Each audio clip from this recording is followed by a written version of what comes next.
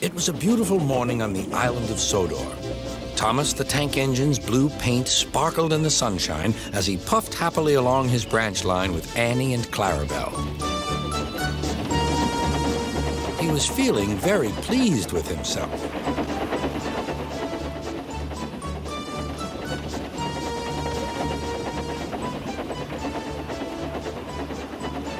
"Hello, Thomas," whistled Percy. "You look splendid."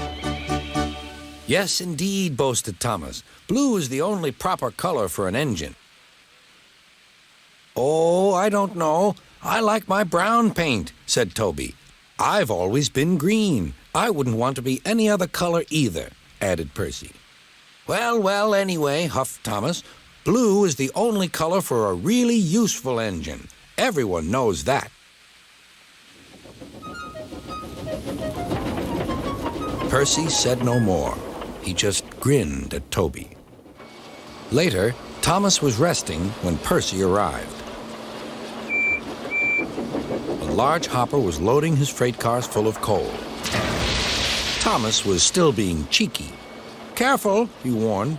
"Watch out with those silly cars." Go on," muttered the cars. "And by the way," went on Thomas, "those buffers don't look very safe to me." The last load poured down. "Help, help," cried Thomas. "Get me out." Percy was worried, but he couldn't help laughing. Thomas's smart blue paint was covered in coal dust from smokebox to bunker.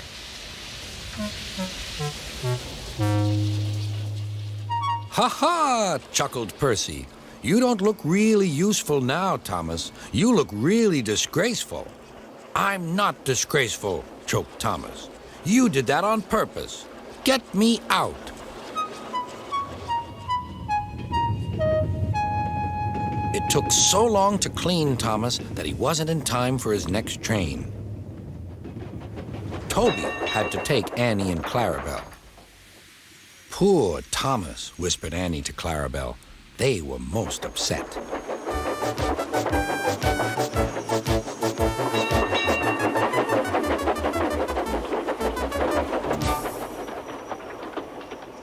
Thomas was grumpy in the shed that night. Toby thought it a great joke, but Percy was cross with Thomas for thinking he had made his paint dirty on purpose. Fancy a really useful blue engine like Thomas becoming a disgrace to Sir Topham Hatt's railway.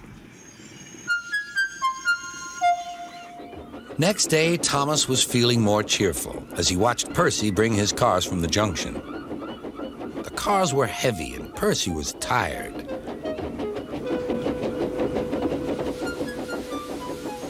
"Have a drink," said his driver. "Then you'll feel better." The water column stood at the end of the siding with the unsafe buffers. Suddenly, Percy found that he couldn't stop. The buffers didn't stop him either. "Oh!" wailed Percy. "Help!" The buffers were broken, and Percy was wheel-deep in coal. It was time for Thomas to leave. He had seen everything. "Now Percy has learned his lesson, too," he chuckled to himself.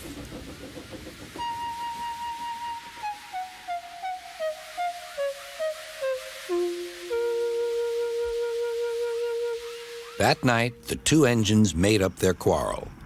"I didn't cause your accident on purpose, Thomas," whispered Percy. "You do know that, don't you?"